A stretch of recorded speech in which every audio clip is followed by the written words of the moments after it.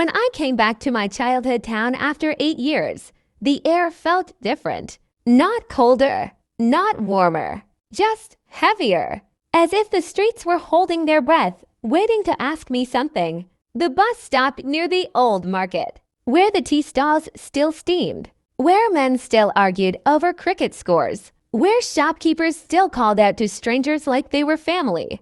Everything looked the same, but my heart didn't. I held my suitcase tightly and walked toward the only place I was afraid to see. Grandma Amina's house. The house wasn't huge. It wasn't fancy, but it was the kind of home people remembered. Because of the mango trees, 2 giant mango trees stood in the yard like guards, one near the gate and one near the back wall. Their branches were wide and proud, like arms that had held generations. Even in the evening light, they looked alive with stories. I stopped at the gate and stared. I hadn't been here since Grandma passed away. Not because I didn't care, but because grief can make cowards out of strong people. The gate creaked when I pushed it open. The same sound it used to make when Grandma would shout from inside. "Who is it?" "If it's the neighbor's goat again, I swear I will." I smiled at the memory. Then I stepped inside. The yard was quieter now. The plants weren't as neatly trimmed. The swing that Grandma used to tie between the mango trees was gone. Only a faded rope remained, hanging like an unfinished sentence. The front door was locked, but my aunt had sent me the key. I opened it slowly. The moment I entered, I felt it. That smell. Old wood, dried flowers, and a hint of cardamom. Grandma Amina's house still smelled like her. I stood there for a long moment, my chest tight. Then I whispered, almost like a prayer, "I'm home, Grandma." No answer came, of course, but the silence wasn't empty. It was full of her laughter, her scolding, her prayers, her footsteps, full of the love she had poured into this house until the walls learned how to hold it. I put my suitcase down and walked inside. The living room had the same furniture-old sofa with floral covers, the wooden table with a small crack in the corner, the clock that always ticked too loudly at night. But what caught my eyes was the corner shelf. Grandma's shelf. It had a framed picture of her and me when I was 8. I was missing a front tooth, smiling like I owned the world. Grandma was beside me, her dapato loosely covering her hair, her eyes shining like she knew something I didn't. Next to the picture was her Quran, still wrapped in a green cloth. I touched it gently. My fingers trembled because it hit me then. Grandma was really gone, and I had returned too late. A sudden ache rose in my throat, and I sat down on the sofa like my knees had forgotten how to hold me. And that's when I heard it. Not footsteps, not voices, but a soft sound, like paper moving. I opened my eyes quickly, but a soft sound, like paper moving. I opened my eyes quickly. The sound came again, from the hallway. I stood up slowly. My heart started beating like it was warning me. The hallway led to Grandma's room. I walked toward it. The door was slightly open, but I remembered clearly when Grandma died. My aunt said she locked the room and kept it untouched. So why was it open now? I pushed the door gently. It creaked. Inside, the room was darker, but the moonlight came through the window. The bed was made, a thin white sheet spread over it. The cupboard was closed, but on the floor, near the bed, there was something. A box. Not any box. A wooden box. I knew that box. Grandma used to keep it hidden. When I was little, I once asked her what was inside, and she said, "Secrets. The kind that can break hearts or heal them." I thought she was joking. Now, staring at that box, I wasn't so sure. I kneeled and pulled it closer. It was dusty, but the lock was already open. My hands shook as I lifted the lid. Inside were letters, old letters, bundles tied with string, and on top of them was a diary, a brown diary with a faded cover. I opened it. The first page had Grandma's handwriting, large, clear, and strong. It said, "To my child." If you're reading this, then you have finally returned. And if you returned, then it means my story must now be yours. My eyes filled with tears because I knew this wasn't just a diary. This was Grandma leaving behind her voice, her truth, her life, and maybe the reason she loved me more than anyone else. I turned the page and began reading. Chapter 2, The Girl Who Didn't Cry. Diary entry 1968. They say a girl should cry softly. They say she should lower her eyes. They say she should accept whatever life gives her and say, Alhamdulillah, even when her heart breaks. But I was never that kind of girl. When I was born, my mother said I didn't cry. Not once. The midwife slapped my back, and still I stayed silent. My mother panicked and held me close. Then I opened my eyes and stared. The midwife said, "This girl will not be easy." She was right. I grew up in a small village where girls were taught to cook before they learned to read, where boys ran freely and girls walked like their feet were chained.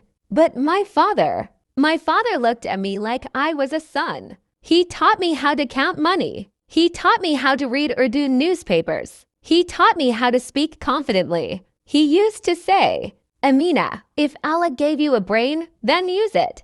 Don't let anyone bury it under a dupatta." My mother used to worrying. She would whisper at night, "She talks too much. She questions too much. Who will marry her?" My father would laugh. "Let her be. Whoever marries her will be lucky." But luck isn't always kind, and life doesn't always ask permission before changing everything. Chapter 3, The Proposal That Came Like a Storm. I was 17 when the proposal came. His name was Rashid. He was from the city, a businessman's son. They said he owned land, shops, even a car. People in the village acted like a prince had come for me. My mother cried with happiness. My aunts danced. My neighbors congratulated my father like he had won a prize. But my father didn't smile. He sat quietly while Rashid's family spoke. They talked about dowry. They talked about jewelry. They talked about how Rashid wanted a wife who would respect him. Respect. That word was used like a weapon. When they left, my mother said, "Amina, Allah has sent you a blessing." I asked softly, "Did anyone ask me if I want him?" My mother froze. Girls don't decide. That night, my father came to my room. He sat beside me and said, "Tell me the truth. Do you want this marriage?" I looked at him and finally felt safe enough to say, "No." He nodded slowly. Why? I hesitated, then whispered. Because he didn't look at me like a person. He looked at me like something he is buying. My father's eyes softened. He patted my head like I was still a child. "Then you won't marry him." I felt relief wash over me like rain. But I didn't know that storms follow rain. The next day, my father refused the proposal. And the village. They said my father had become arrogant. They said he was destroying my future. They said I was too proud. They said no other man would ever want me. Rashid's family got offended, not because they wanted me, but because they were rejected. And in our society, rejection is not forgiven. 1 week later, my father's shop mysteriously caught fire. The village people whispered. No one said Rashid's name, but everyone knew. My father stood in front of the burnt shop, watching the smoke rise, and said only one thing. "This is the price of dignity." That night, my mother cried. She begged my father to fix things, to apologize, to accept Rashid's proposal again. But my father said, "I would rather bury my daughter than sell her." I will never forget that sentence, because it was the first time I realized love is not always gentle. Sometimes love is war. Chapter 5, The Train That Changed My Life. 2 months later, my father decided we were leaving. We were moving to the city. To start over, people said he was running away. But he wasn't. He was saving me. On the day we left, my mother didn't speak. She sat silently on the train, holding her scarf tightly. I sat near the window and watched the village disappear. I thought my life was ending, but it was only beginning.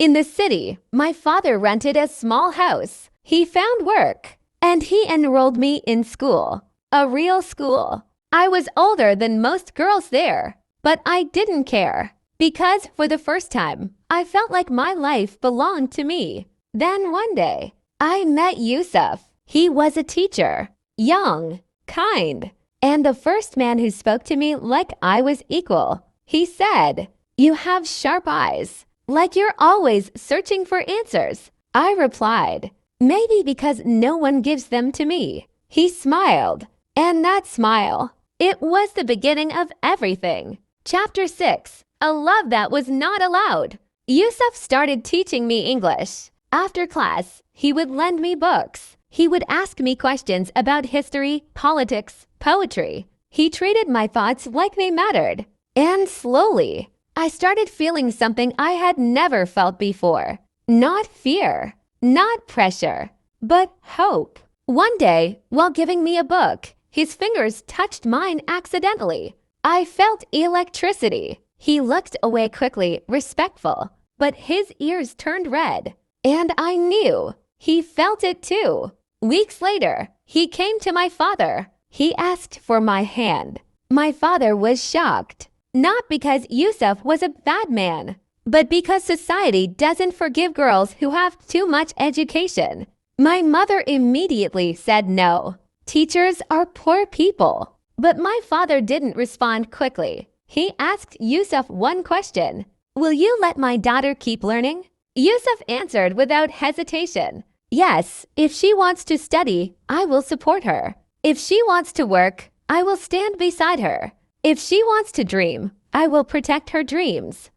Diary entry 1972. Marriage is not one big event. It is 1,000 small moments. It is waking up next to someone and realizing they breathe differently when they are worried. It is learning the sound of their silence. It is forgiving them for the things they didn't even know they did. After Abba's death, I thought my heart would never feel warm again. But Yusuf became my shelter. We moved into a small rented portion of a house near the school where he taught.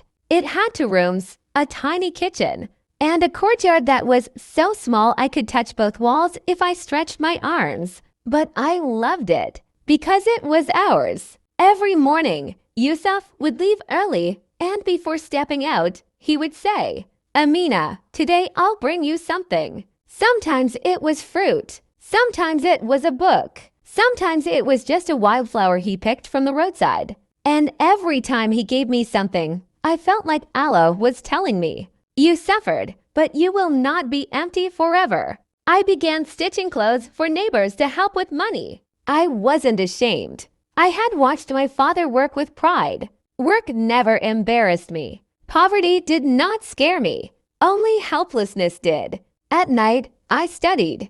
I didn't want my education to stop after marriage. My father's voice stayed alive inside me. Use your brain. Don't bury it. Yusuf would sit beside me with his own books, preparing lessons for students. Sometimes we wouldn't even speak, just share the quiet like it was a gift. Those nights, I felt rich. Not in money, in peace. Chapter 9, The Day I Became Someone's Mother.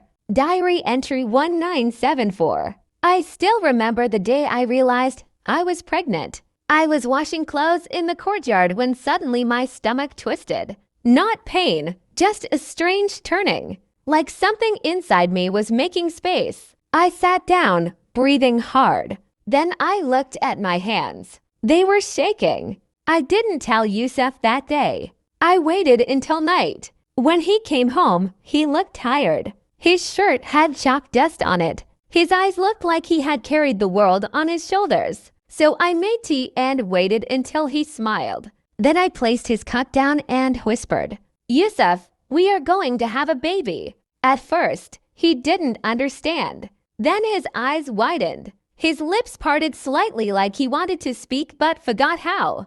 And then he laughed. A laugh so pure that it sounded like a child. He stood up so fast his chair almost fell. He held my face in his hands and said, "Amina, you just made me the richest man alive." He kissed my forehead, then my hands, then my cheeks. Then he suddenly turned away and wiped his eyes. I teased him. "Are you crying?" He replied in a shaky voice, "No, I'm just grateful." That night, we prayed together, and I asked Allah for one thing only: let my child grow in love, not fear. Chapter 10, The Birth of My Son. When my son was born, the world changed color. He came into the world screaming like he had some. His eyes were tiny slits. His fists were clenched like he was ready to fight. I whispered, "Salam, my love." Yusuf entered the room, shaking. Men weren't usually allowed inside, but he begged the nurse until she gave in. When he saw the baby, he froze. Then he slowly came closer. He looked at my face and said, "You did this. You made this miracle." I laughed softly, exhausted. "No, we did." He touched the baby's cheek with one finger like he was afraid the child might disappear. "What will we name him?" he asked. I had already decided. Hassan. Yusuf smiled. Hassan Yusuf. And just like that, our world became a family. Chapter 11, The Storm Called Society. Happiness is never left alone. People see it, and they come with their dirty hands to touch it. When Hassan was 3 months old, my mother came to visit. She hadn't spoken to me much after Abba died. She believed my marriage had destroyed him. She believed I had brought bad luck. When she entered my home, she looked around like she was inspecting a stranger's house. Then she looked at Hassan. Her eyes softened for 1 second, but only one. Then she said, "You should come back with me." I blinked. "Come back? Where?" She replied sharply, "To your real home. A woman belongs with her mother when she has a baby." Yusuf, who had been silent, said politely, "Emmy, she is welcome to visit you, but this is her home." My mother's face hardened. A teacher's rented portion is not a home. The insult hit like a slap, but I stayed calm. "Emmy, I am happy." She scoffed. "Happiness doesn't feed you. Money does." Then she leaned closer and whispered like she was sharing a secret. "Rashid is still unmarried. He asked about you." My blood turned cold. I stared at her. "Why are you telling me this?" She said, as if it was obvious. "Because you made a mistake. Now fix it. Leave this poor man and marry Rashid. He will take you and the child." I felt my hands tremble. Yusuf stood up immediately. "Enough." My mother glared at him. "You have no right to speak to me like that." Yusuf replied firmly, "And you have no right to poison my wife's heart." My mother stood up, furious. "She will regret this. You will regret this. Mark my words." Then she left, and the moment the door closed, I broke. I cried into Yusuf's chest like I was still a girl. He held me tightly. "Don't be afraid, Amina," he whispered. "I will never let anyone take you away from me." Chapter 12, The Betrayal That Came Wearing Love. Diary entry 1976. I used to think betrayal comes from enemies. I was wrong. Betrayal comes from the people who know exactly where your heart is and still choose to stab it. It started with small things. Yusuf would come home late. He would avoid my eyes sometimes. His smiles became tired. At first, I blamed stress. Teachers were underpaid. Life was difficult. We had a child now. But then I noticed something else. Perfume. A sweet floral perfume on his shirt. Not mine. I asked him gently, "Yusuf, where have you been?" He replied quickly, "Schoolwork. Extra tuition." I wanted to believe him. I wanted to trust him. Because love makes you blind, but Allah doesn't let the truth stay hidden forever. One evening, I went to the market with Hassan. I saw Yusuf across the road. He wasn't alone. He was with a woman. She was dressed nicely, her hair covered with a stylish scarf. She was laughing softly, touching his arm like it belonged to her. And Yusuf, my Yusuf, was smiling at her like he used to smile at me. My heart stopped. I stood there, frozen, while Hassan played with my dupatta. I watched them walk together. Then the woman handed him something, a small envelope, and Yusuf slipped it into his pocket like it was precious. I didn't follow them. I didn't scream. I didn't create a scene. I just went home. Because when your heart breaks, you don't always react loudly. Sometimes you become silent, dead silent. That night, when Yusuf came home, I didn't ask questions. I served dinner like normal. I fed Hassan. I cleaned the kitchen. Then, when Hassan fell asleep, I sat in front of Yusuf and said, "Tell me the truth." His face changed. What truth? My voice didn't shake. That scared even me.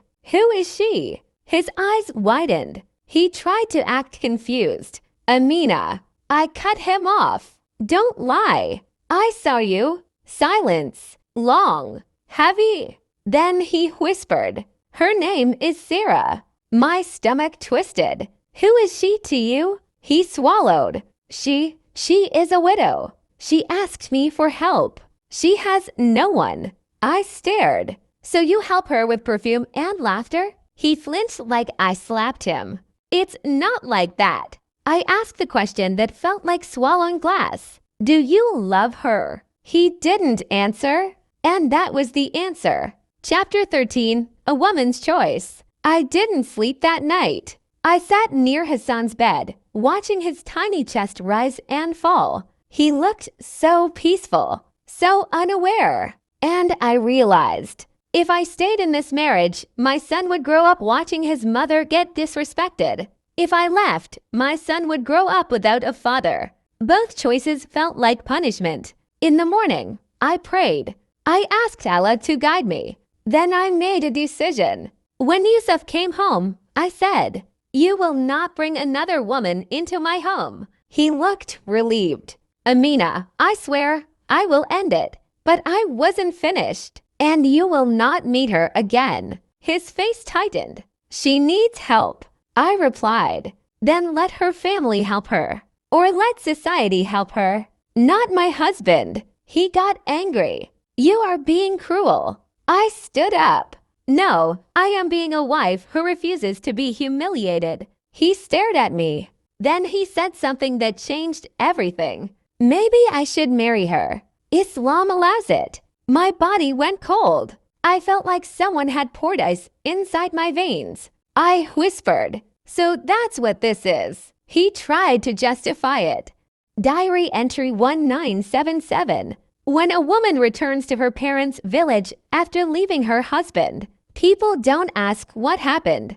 They ask what she did wrong. I walked into the village with Hassan on my hip, and I could feel the eyes. Every door that opened slightly. Every whisper behind curtains. Every old woman sitting on a sharp eye suddenly becoming a judge. She came back. She couldn't keep her husband happy. A woman who leaves her husband is dangerous. Dangerous. Like I was a disease. I stayed in the old house with mango trees. It belonged to my father's friend, Chacha Karim, and his wife, Kala Ruxana.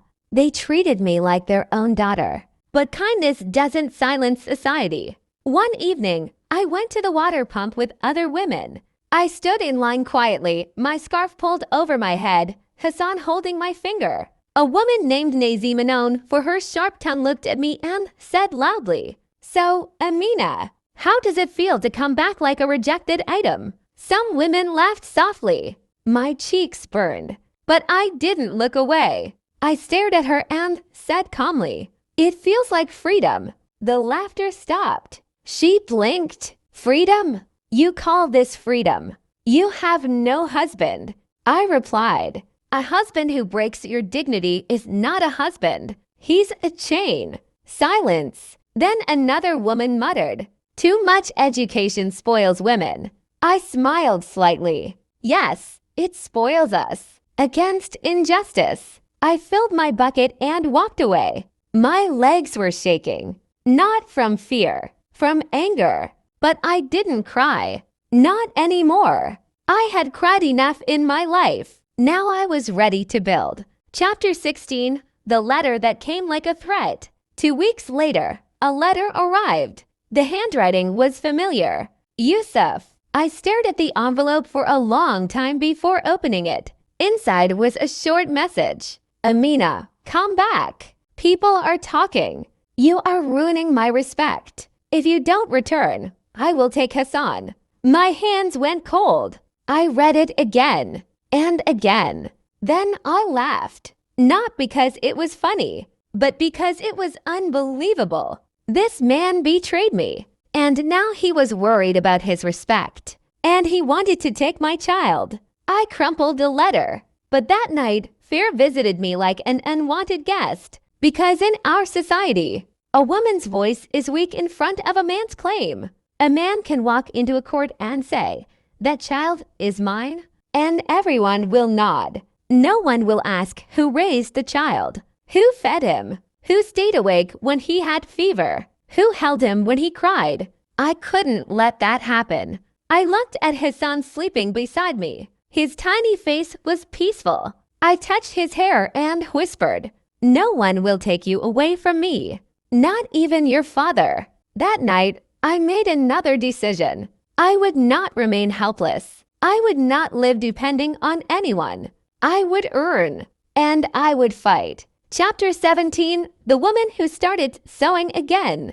Kala Riksana gave me her old sewing machine. But it worked. She said, "Your hands were always skilled. Start again. Don't sit and drown in sadness." So I began. At first, I stitched simple clothes, shalwar kameez, dupattas, children's frocks. Women in the village came quietly, like they were doing something illegal. They didn't want to be seen supporting a divorced woman, but they still needed their clothes stitched. Money doesn't care about gossip. Soon, my work became known, not because people praised me openly, but because my stitches were neat. My designs were elegant. My prices were fair. One day, a woman from the city came to visit her relatives in the village. She saw my work and said, "Who stitched this?" Her sister pointed at me. The woman looked surprised. You look educated. Why are you sewing?"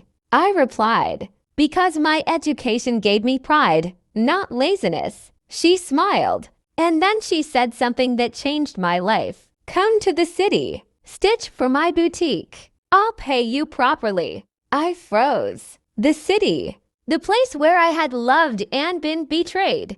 The place where I had built a life and watched it collapse. But then I looked at Hassan, and I realized, if I wanted to protect him, I needed power. And power came with money. So I said, yes. Chapter 18. Rashid returns. Just when life started moving forward, the past returned. It was a Friday afternoon. I was in the yard, hanging clothes, when I heard a car outside. Cars didn't come into this village often. I wiped my hands and stepped out. And there he was, Rashid. Older, bigger, more expensive clothes. A watch that shined like arrogance. He leaned against his car like he owned the road. And when he saw me, he smiled. That same smile that made my skin crawl years ago.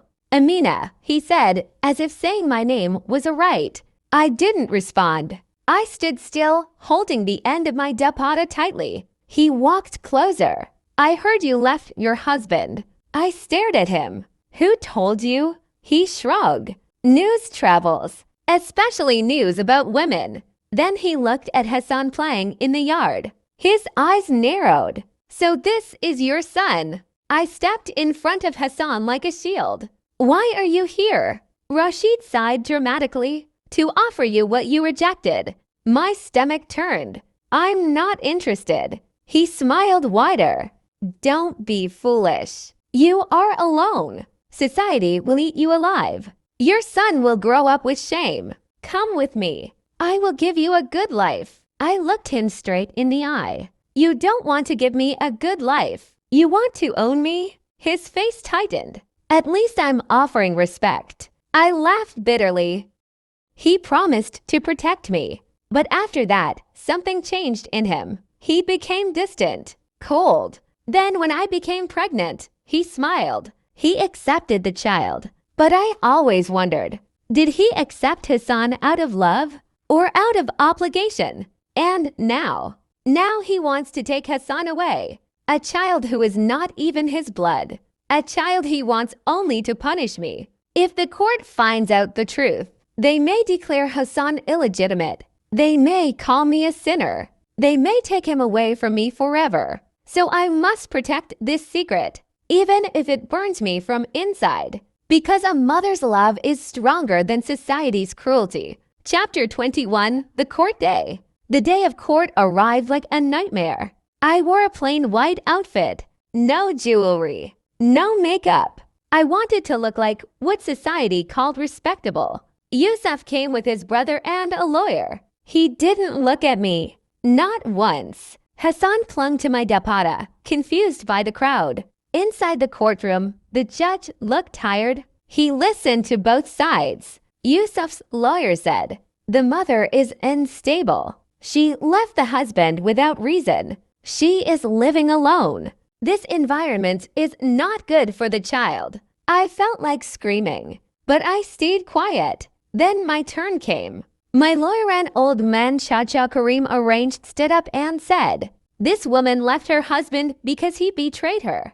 She has been raising this child alone. The father has not provided proper support." Yusuf finally looked at me. His eyes were hard, like stone. Then the judge asked me directly, "Why did you leave your husband?" My throat tightened. I could not say the truth about Sarah Opali, because that would ruin my dignity more than his. But I said, because my husband wanted to marry another woman and I refused to accept humiliation. The judge raised his eyebrows. Yusuf's lawyer jumped in. "Islam allows second marriage. This woman is rebellious." The judge turned to me.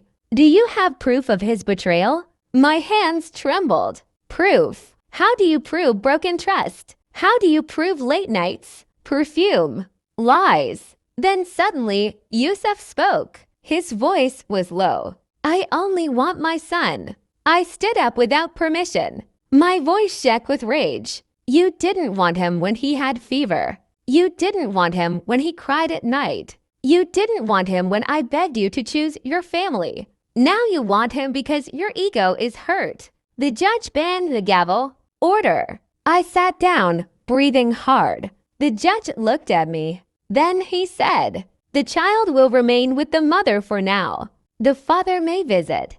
Final decision later." I almost collapsed. Not a full win, but not a loss. Not yet. When we left the courtroom, Yusuf stopped me outside. He said quietly, "Amina, come back. Let's fix this." I stared at him. "Fix? You broke us?" He whispered. "I made a mistake." I replied, "No, you made a choice." Then I walked away with Hassan.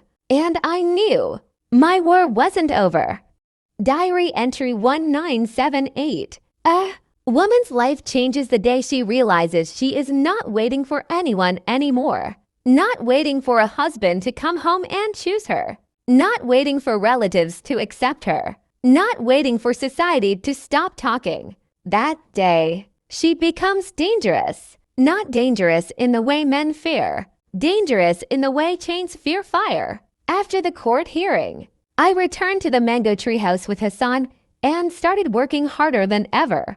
The city boutique owner Mrs. Farzana began sending me cloth regularly. She trusted my work. She liked my designs. She paid me well. Soon, I hired two village girls to help me. At first, people mocked. "Look at Amina, acting like a businesswoman."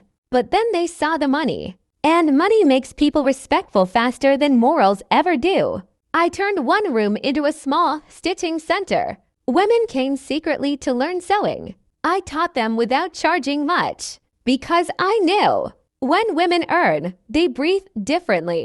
They walk differently. They stop begging. And I wanted other women to feel what I was starting to feel. Power. Chapter 23. Hassan's first day of school. Hassan turned 5. He was bright, curious, and stubborn just like me. On his first day of school, I fixed his uniform myself, ironed it, and tied his shoelaces. He looked up at me and asked, "Emmy, will Abu come to see me?" My heart cracked silently. I sat down beside him and brushed his hair back. "Hassan, you don't need anyone to come see you. You are already important." He frowned. "But other kids have fathers." I smiled softly, even though it hurt. "And you have a mother who can be both." He stared at me like he didn't understand. So I kissed his forehead and whispered, "You are loved enough for 2 lives, my son." That day, when I dropped him at school, I watched him walk into the classroom with tiny steps and a huge future. And I promised myself, I will never let this world make him feel unwanted. Chapter 20 for Yusuf's return. One evening, months later, Yusuf came to the village. I saw him from the window. He stood near the gate like a man who didn't know if he had the right to enter. He looked thinner, tired, like regret had eaten him slowly. I walked outside, keeping my face calm. "Why are you here?" I asked. He looked at me, eyes full of something that used to be love. "To see Hassan." I nodded. "He's inside." Yusuf hesitated. "Amina, can we talk?" I crossed my arms. "Talk." He swallowed. Sarah left. I didn't react. I just said, "Okay." He looked surprised by my calmness. "She took money." "She lied. She used me." I raised my eyebrows. "So now you understand what betrayal feels like." His face tightened. "I deserve that." For a moment, he looked like the man I once loved. Then he whispered, "I was foolish. I lost you." I stared at him. "You didn't lose me. You threw me away." His eyes filled with tears. "I didn't know your value." I rep. Chapter 25, Rashid's Dirty Game. Success makes enemies. And Rashid hated seeing me rise. One day, rumors started spreading. They said, "Amina runs a stitching center because she meets men there." They said, "A divorced woman cannot be trusted." They said, "She is teaching girls to rebel." I knew who was behind it. Rashid. Because he wanted revenge. He wanted to punish me for rejecting him twice. One afternoon, Rashid came again. This time, he didn't smile. He looked angry. "You think you're a queen now?" He sneered. I stared at him calmly. "No, I think I'm a woman who survived you." He stepped closer. "Stop your business. Leave the village, or I will destroy you." I looked him in the eyes. "Try." Rashid laughed darkly. "You don't know what I can do." I replied, "And you don't know what a woman can do when she has nothing left to fear." He clenched his jaw and walked away. But his threat was real. That week, a group of men came to the house. They shouted from outside, "Close this center. This is not a place for women to gather." Kala Rukhsana trembled. The girls inside cried. But I stepped outside and stood in front of them. I raised my voice. "If you want to stop me, then stop me with law, not with shouting." One man shouted, "Who will marry these girls if they learn this nonsense?" I replied, "If a man refuses a woman because she earns, then that man doesn't deserve her." They didn't expect that. Men are used to women lowering their eyes, not raising their voices. That day, I didn't close the center. I kept it open. And slowly, the men stopped coming. Because bullies hate resistance. Chapter 26, Hassan learns the truth. Years passed. Hassan grew into a tall, intelligent young man. He studied hard. He respected me deeply. But I could see questions in his eyes sometimes. About his father. About my past. About why I never remarried. One night, when Hassan was 19, he came home late. His eyes were red. His hands were shaking. I knew something was wrong. "Hassan?" I asked. He looked at me like his heart was breaking. "Emmy, people said something about me today." My stomach tightened. What did they say? He swallowed hard. They said, "I'm not Abu's real son." The room went silent. I felt the air leave my lungs. This moment, The moment I feared for 2 decades had arrived. I sat down slowly. Hassan stood in front of me, waiting. His voice cracked. "Tell me the truth, Ami." I looked into his eyes, and I realized he wasn't a child anymore. He deserved truth, even if it shattered us. So I took a deep breath, and I told him everything.